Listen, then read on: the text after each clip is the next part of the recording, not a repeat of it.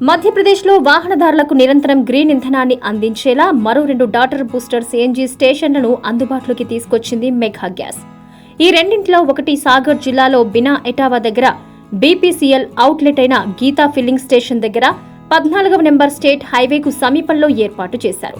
మరొకటి విదిశా జిల్లాలోని ఒలింజా గ్రామం దగ్గర 146వ జాతీయ రహదారి దగ్గర ఐఓసీఎల్ అవుట్లెట్ అయిన మా పెట్రోలియం స్టేషన్ దగ్గర అందుబాటులోకి తీసుకొచ్చారు.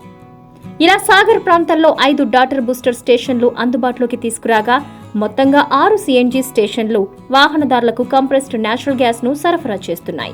ఇలా మధ్యప్రదేశ్లో మొత్తంగా 19 సిఎన్జి స్టేషన్లు ఆయా కీలక మార్గాల్లో ప్రయాణించే వాహనదారులకు నిరంతరం కాలుష్యరహితమైన సిఎన్జిని సరఫరా చేస్తూ మెరుగైన సేవలు అందిస్తున్నాయి.